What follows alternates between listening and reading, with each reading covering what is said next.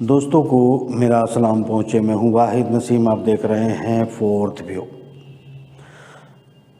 आज हम इस प्रोग्राम में चौथे नज़रिए की ही बात करेंगे, क्योंकि दुनिया में इस वक्त जो कोहराम मचा है वो पहले ईरान का पाकिस्तान पर हमला, फिर पाकिस्तान का ईरान पे हमला।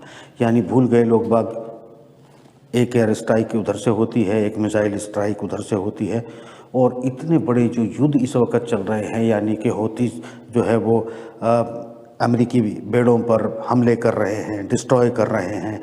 गाज़ा में कोहराम मचा है, मानवता की जो है स्थिति ख़राब हो चुकी है। इजराइल के फ़ौजी भाग रहे हैं, इजराइल अपनी सेना को वहाँ से निकाल रहा है। यूक्रेन ख़त्म होने की कगार पर है, मगर एक मिसाइल और एक एयर स्ट्राइक पाकिस्तान की तरफ से होती है, एक ईरान की तरफ से होती है, और पूरी दुनिया का मीडिया सिर्फ इस पे लग जाता है। पूरे राजनेता इस पर बयानबाजी शुरू कर देते हैं।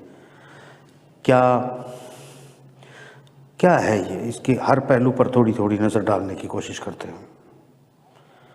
क्या ये कोई मिली भगत है कि ईरान ने पाकिस्तान पे हमला किया, फिर पाकिस्तान ने ईरान पे हमला किया, दोनों की तनातनी हो गई, मीडियाबाजी का ध्यान पूरा यूक्रेन से हट गया, गाज़ा से हट गया, लाल सागर से हट गया, और पूरी तरह से इस वक्त जो है वो सिर्फ दुनिया में युद्ध जो है वो पाकिस्तान और ईरान के बीच रह गया। मुझे लगता है दोस्तों, ये जो एक कहानी है, यानी ईरान जो है वो एक एयर स्ट्राइक करता है पाकिस्तान पे, कहता है कि मैंने आतंकवादियों पर हमला किया है, पाकिस्तान की संप्रभुता पर कोई हमला नहीं किया। फिर पाकिस्तान ईरान पे हमला करता है, और ईरान पे हमला करने के बाद कहता है कि हमने कोई ऐसा काम नहीं किया कि ईरान की संप्रभुता पर हमला किया, बल्कि हमने वहाँ आतंकवादियों पर हमला किया। असल में कहानी, तेरे आतंकवादी मेरे फ्रीडम फाइटर, मेरे फ्रीडम फाइटर तेरे आतंकवादी, ये क्या कहानी है? असल में दुनिया की यही कहानी है। यहाँ दुनिया का जो दस्तूर है, या इस वक्त जो चला आ रहा है, वो ये होता है कि आप दूसरे को दुश्मन कहते हैं, अपने को जो है सिपाही कहते हैं, फिर दूसरा भी आपको दुश्मन कहता है और आप उसको अपनों को सिपाही कहता है।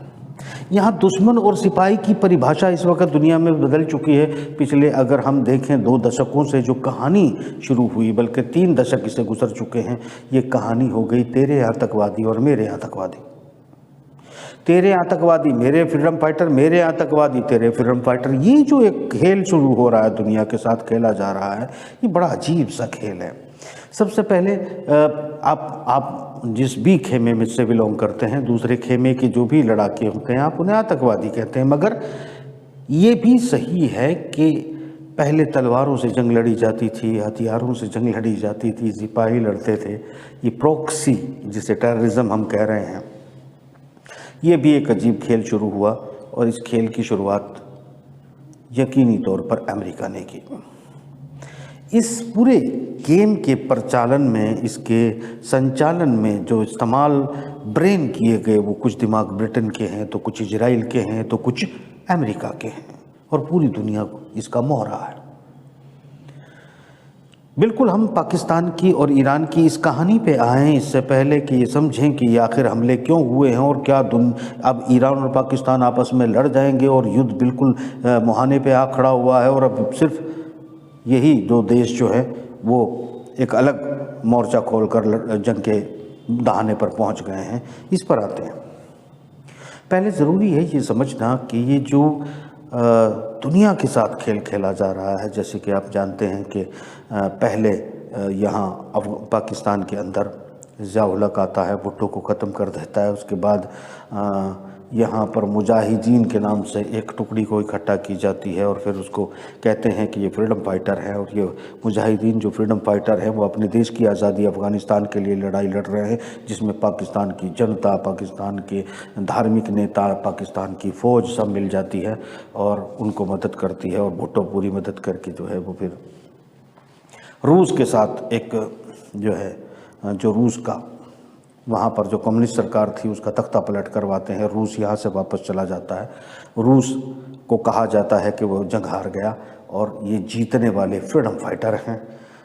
वो फ्रीडम फाइटर, उनको अवार्ड दिए जाते हैं उन फ्रीडम फाइटर को, यहाँ ओसामा बिन लादेन को अवार्ड जो है खुद अमेरिका देता है, best freedom fighter of the 10 years. ये रिकॉर्ड मौजूद है, चेक कर लें। फिर एक दौर बदलता है। अब आतंकवादियों का ये जो सफल एक्सपेरिमेंट है वो कामयाब हो जाता है और फिर एक अलग तरीके से इनको ट्रेनिंग देकर चीज़ों को, फिर एक तालिबान जो बना था और तालिबान ने जिस तरीके से रशिया के साथ खेल खेला था, यानी रशिया को हराया था या उनको वहाँ से निकाल दिया था, उसके बाद जो है तालिबान खुद अमेरिका के रडार पे आते हैं और फिर तालिबान जिन्हें वो हीरो बता रहे थे वही तालिबान अब जो है विलन बन चुके हैं, आतंकवादी बन चुके हैं और आतंकवादी बन के वो सत्ता जो चला रहे थे उनसे सत्ता छीन ली जाती है और सत्ता छीन लेने के बाद यहाँ पर अमेरिका का कब्ज़ा हो जाता है। कठपुतली सरकार बिठा दी जाती है, कठपुतली वहाँ का हुक्मरान बिठा दिया जाता है और एक लंबे समय तक यहाँ पर खून खराबा चलता है, लोग मारे जाते हैं, भुखमरी का शिकार हो जाते हैं, लोग माइग्रेट कर जाते हैं और जिन्हें आतंकवादी कहा जा रहा है आज तक ना आपने सवाल पूछा, ना किसी ने जवाब दिया, ना किसी ने सवाल पूछा। रूस के साथ तालिबान का झगड़ा था, चीन आतंकवाद को पसंद नहीं करता, भारत आतंकवाद के खिलाफ है, पाकिस्तान में जो एलिमेंट है वो अमेरिका के साथ नज़र आते हैं। अमेरिका का सबसे फॉरवर्ड दोस्त अगर कोई है वो पाकिस्तान है और ये फिर भी हथियार जो है तालिबान के पास उतने बढ़िया हथियार मौजूद हैं कि वो कहते हैं कि एक दिन अमेरिका को हरा देते हैं। हथियार कहाँ से आते हैं पता नहीं, कोई चर्चा नहीं करता, मगर अमेरिका की हार हो जाती है, अमेरिका यहाँ से वापस चला जाता है। उसके बाद अभी मतलब ये टेररिस्ट का गेम जो है एक तरफ ये चल रहा था, दूसरा टेररिस्टों का गेम, तेरे टेररिस्ट मेरा टेररिस्ट, यानी कुछ तुर्की के फ्रीडम फाइटर थे जो ईरान के और सऊदी के और इन तमाम लोगों के जो है वो ईरान के आतंकवादी थे। ईरान की तरफ से उन्हें आतंकवादी कहा जाता, तुर्की की तरफ से वो फ्रीडम फाइटर थे। फिर ईरान की तरफ से प्रॉक्सियाँ लड़ रही थी, वो अमेरिका की तरफ से, ब्रिटेन की तरफ से, दुनिया की तरफ से, सऊदी की तरफ से उन्हें आतंकवादी कहा जाता है और ईरान उन्हें फ्रीडम फाइटर कहता है। यहाँ टोटल गेम तेरे आतंकवादी मेरे आतंकवादी, तेरे आतंकवादी बुरे मेरे आतंकवादी अच्छे, मतलब आतंकवादी नहीं कहते हम, आतंकवादियों को फ्रीडम फाइटर कहते हैं, तुम्हारे को फ्रीडम फाइटर को हम आतंकवादी कहते हैं। कैसे भी इसको समझ लीजिएगा गेम को। ये गेम समझना ज़रूरी है क्योंकि इस पूरे गेम में पिछले 30 बरस में दुनिया की लूटमार हुई है, तेल लूटे गए, खजाने लूटे गए, तमाम आतंकवादियों के नाम पर हथियारों की दुनिया में आग लगाई गई। वहाँ पर कभी इराक में, तो कभी लीबिया में, तो कभी सीरिया में, जो दुनिया भर का गोला, दुनिया भर की गाड़ियाँ, दुनिया भर के बारूद की झोंक की गई। उसमें जितना यूरोप के और अमेरिका के अपने जो काम करने वाले लोग हैं उनके जो टैक्स का पैसा था वो उस समय जो है उन हथियार बनाने वाली कंपनियों ने लूटा। उसके बाद जिन देशों पे इन्होंने हमले किए उनके माल लूटे, उनके तेल लूटे, उनके ख़जाने लूटे, उनको कब्ज़े में किया, ये भी उन्हीं ने हड़प कर लिया। कंपनियों की वारे नारे चलती रही, दुनिया में आतंकवाद चलता रहा। किसी ने नहीं पूछा जब ISIS इराक से लेकर सीरिया तक पूरी तरह से अपने कब्जे में बढ़ाए चला जा रहा था, जब मिस्टर ओबामा कहते थे कि ये जो आतंकवादी हैं ISIS अब इनसे 15 साल तक हराया नहीं जा सकता, ये बहुत मजबूत हो चुके हैं, और उसी वक्त टोयोटा कंपनी की 50,000 गाड़ियाँ आती हैं और वो 50,000 गाड़ियाँ इराक और सीरिया में जहाज़ों से ड्रॉप की जाती है। और ये कहा जाता है कि ये ड्रॉप जो है हमारे जो अपने आतंकवाद के ख़िलाफ़ लड़ने वाले लोग हैं हम उनके ख़िलाफ़ कर रहे हैं, या फिर पता नहीं चलता। और वो सारी टोयोटा की गाड़ियाँ ISIS के पास पहुंच जाती है। दुनिया कितनी शरीफ है, आप कितने अच्छे लोग हैं। आप कहते हैं आतंकवादियों ने ऑर्डर भी कर दिया, जापान की टोयोटा कंपनी ने उन्हें गाड़ी भी बना के दे दी। आतंकवादी फिर भी आतंकवादी है। जापान आतंकवाद के खिलाफ है, अमेरिका आतंकवाद के खिलाफ है, सऊदी अरब आतंकवाद के खिलाफ है, ईरान आतंकवाद के खिलाफ है, मगर कंपनियां माल बनाकर उनको दे रही है। आतंकवादियों को खुलेआम उसका इस्तेमाल किया जा रहा है, मानवता का कत्ल किया जा रहा है, देशों को उजाड़ा जा रहा है, कंपनियों का खजाना भरा जा रहा है। लोग बड़े शरीफ हैं, वो कहते हैं आतंकवादी बहुत बुरे होते हैं। आतंकवादी बहुत बुरे होते हैं, मगर आतंकवादियों को फंडिंग करने वाली, इक्विपमेंट बना के देने वाली, हथियार बना के देने वाली कंपनी बहुत अच्छी होती है, तुम्हारी देवता होती है, तुम्हारे लिए बहुत अच्छी है और तुम उसकी तारीफ करो और उनकी गुलामी करो। सही है, आतंकवादी बहुत बुरे होते हैं, मगर कंपनी क्यों अच्छी होती है ये तुम्हें बताना पड़ेगा। जितनी नफरत तुम्हें आतंकवादियों से होनी चाहिए, उससे ज़्यादा नफरत तुम्हें उन कंपनियों से होनी चाहिए जिनके वो हथियार इस्तेमाल करते हैं, जिनकी गाड़ियाँ इस्तेमाल करते हैं, जिनका फंड इस्तेमाल करते हैं। ये आपको करना चाहिए। अगर आप ये नहीं करते तो ये जो लोग आपको बेवकूफ़ बनाते हैं, सिरे से आप बेवकूफ़ बनते हो। ये कहते हैं आतंकवादी तो तुम कहते हो आतंकवादी, ये कहते हैं फ्रीडम फाइटर तो तुम कहते हो फ्रीडम फाइटर, ये कहते हैं शरीफ तो तुम कहते हो शरीफ, ये कहते हैं खराब तो तुम कहते हो खराब। तुम कौन हो? ये तुम्हें सोचना होगा कि तुम कौन हो। तुम कुछ हो भी कि नहीं, मगर याद रखना तुम हो तो ये हैं, तुम नहीं तो ये कुछ भी नहीं। जिस दिन तुम में अकल पैदा होगी, जिस वक्त तुम में बेदारी पैदा होगी, जब तुम उठ खड़े हो जाओगे तो इनकी औकात नहीं कि तुम्हें बेवकूफ़ बनाएं, तुम्ही को लूटे, तुम्ही को मारे, तुम्ही से पैसा कमाएं और तुम्हें बुरे बताएं।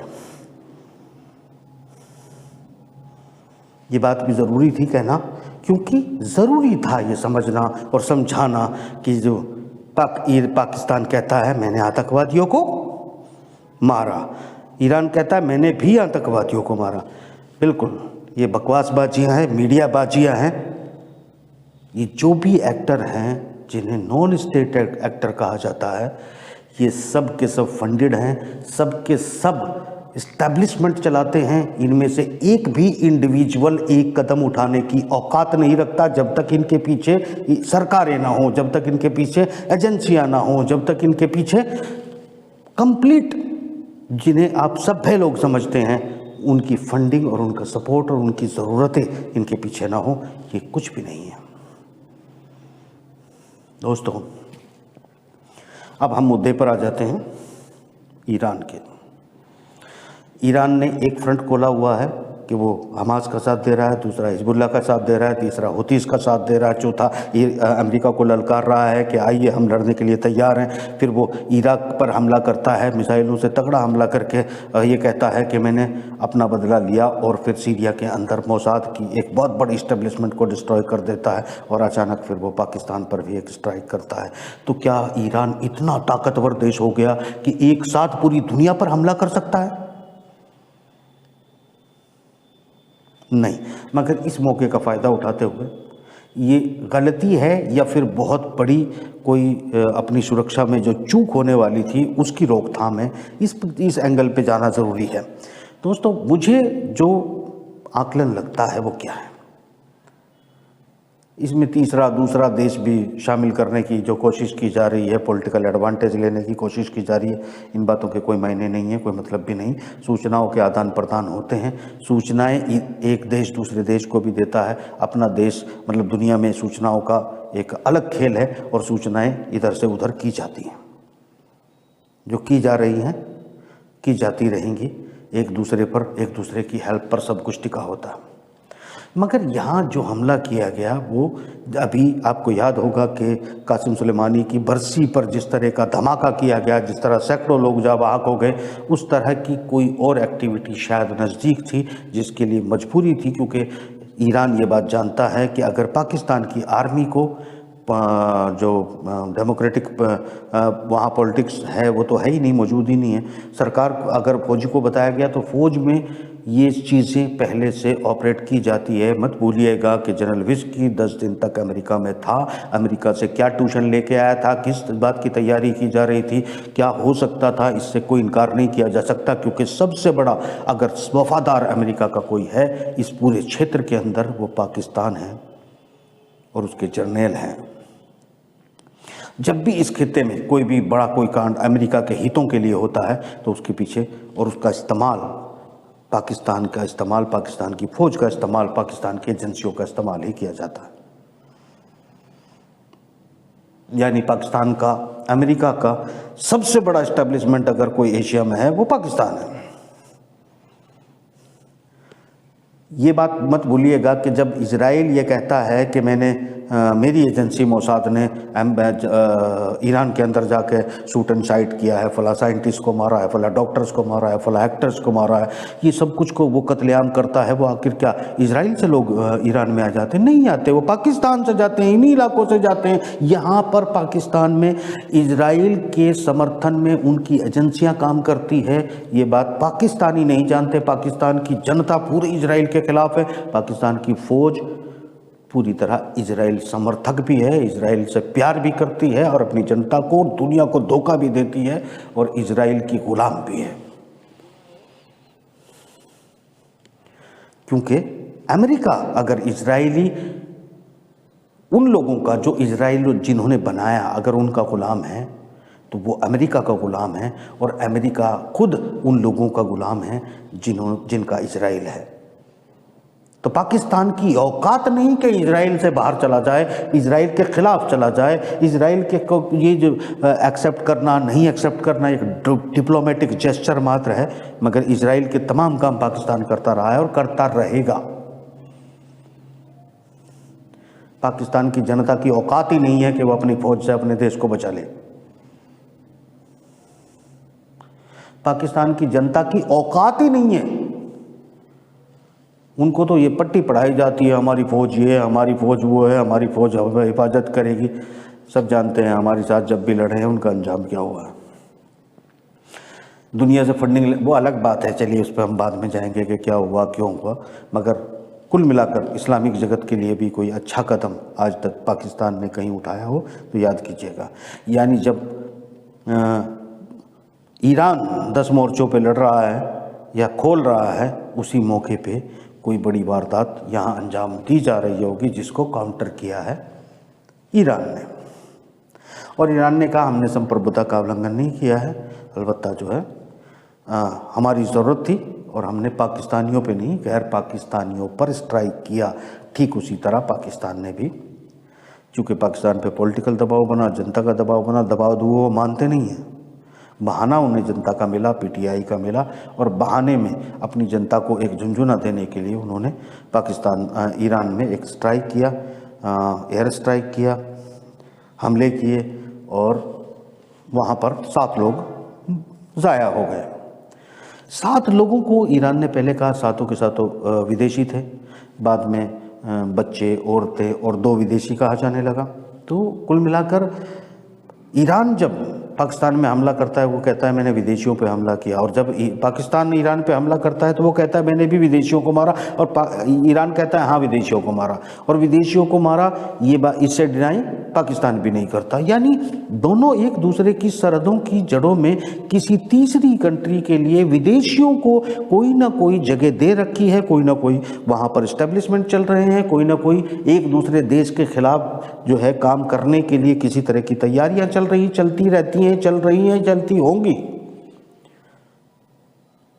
क्योंकि ये एक बड़ी बात है, ये स्ट्राइक किया इसे भूल जाइए। सवाल ये है कि तुम्हारी सरहदों के आसपास विदेशी नॉन स्टेट एक्टर या नॉन स्टेट एलिमेंट रहते हैं और विदेशी रहते हैं, तो वो क्या कर रहे होते हैं? चने भून रहे होते हैं, मूंगफली चाप रहे होते हैं, या फिर वो दावत में आए होते हैं, इधर भी और उधर भी। सीधी बात है, ये देश भी किसी दूसरे के लिए इस तरह के एलिमेंट को जो है इस्तेमाल करता है और बनाता है, वो देश भी इस तरह के एलिमेंट को बनाता है और दूसरे देशों के लिए काम करने के लिए कहता है। मगर ये एक मौका मिला जब उसने भी कुछ काम कर दिया, और मौका मिला तो इसने भी कुछ काम कर दिया। अब ये युद्ध फुल फ्लैश युद्ध हो जाएगा। ये मीडिया की खुशफहमी हो सकती है, मीडिया बड़ी खुशफहमी इस तरह की पाल सकता है कि एस्केलेशन हो जाएगा, युद्ध हो जाएगा। कुछ ऐसा युद्ध होने नहीं जा रहा है। आराम से रहें, बयानबाजी चलेगी, कुछ इधर की कुछ उधर की। थोड़ा सा मौका मिल जाएगा अमेरिका को लोगों का ध्यान उधर से हटाने में कि हौथियों ने उसके कितने जहाज़ फोड़ दिए, किस तरह उनके रास्ते बंद कर दिए और किस तरीके से मजबूरी की तरफ बढ़ चले हैं। ये अमेरिका और किस तरह भाग रहे हैं इजराइल के फौजी अपनी जान बचा के गाज़ा से, और किस तरह उन्होंने टैंकों को बाहर निकाला, और किस तरह जेलेंस्की तड़प रहा है मेरी मदद करो मैं बच नहीं पाऊंगा, और पुतिन कह रहा है कि तू हरकतें ऐसी कर रहा है कि तुझे बचना ही नहीं चाहिए, पूरा यूक्रेन में ले लूँगा। और फिर इनमें दहशत फैलती है इस बात की कि अब पूरे यूरोप को पुतिन हजम न कर जाए, खा न जाए, हड़प न कर ले और पूरी दुनिया पर राज कायम न कर ले, कोई ना कोई अपने पुराने गुलामों को ढूंढा जाए और कहीं से कुछ एक्टिंग करवाई जाए और किसी तरीके से इस खेल से बाहर निकलने की कोई सूरत हाल बने। ऐसा कुछ भी होने वाला नहीं है। ये जो गेम चल रहा है, इस गेम में ये एक ब्रेक आया है जिसे पाकिस्तान ईरान कह सकते हैं। नज़दीकी तौर पर ये कोई बहुत बड़े एस्केलेशन में जाएगा कुछ नहीं जाएगा।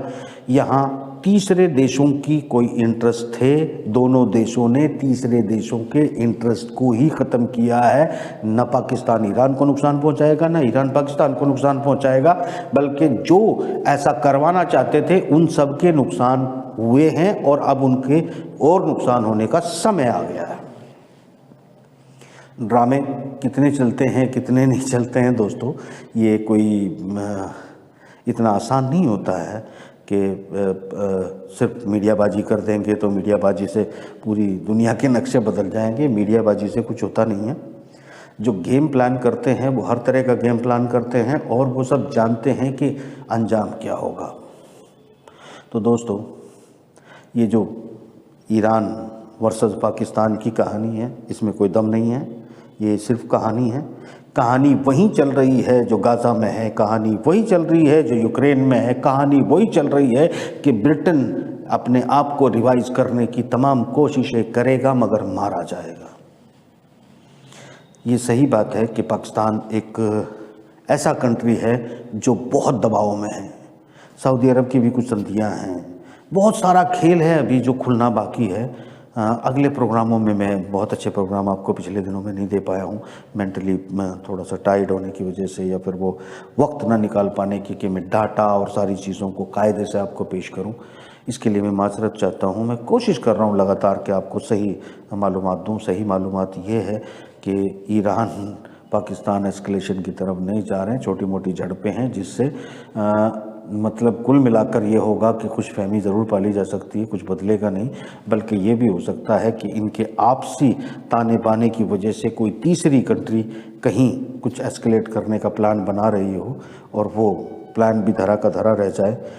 ये तमाशा बयानबाजियाँ 2-4 दिन, हफ्ता 10 दिन चल सकती हैं, इससे ज़्यादा कुछ भी नहीं।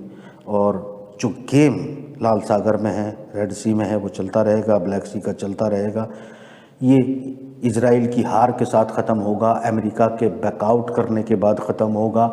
एस्केलेशन अगर कहीं होना है तो फिर वो गल्फ़ और यूरोप के यानी ब्रिटेन और अमेरिका, इन तमाम इनके बीच में एस्केलेशन बढ़ सकता है, युद्ध बहुत आगे तक भड़क सकता है। ईरान पाकिस्तान में कुछ होने वाला नहीं है। वो अलग बात है कि बयानबाजी, तबसरे, ये एक्सपर्ट वो एक्सपर्ट की दास्तां चलती रहेंगी, इससे ज़्यादा कुछ नहीं है। फ़िलहाल मुझे इजाज़त दीजिए, इन सब पर नज़र बनाए रखिए और अपना भी ख्याल रखिए। खुदा हाफ़िज़।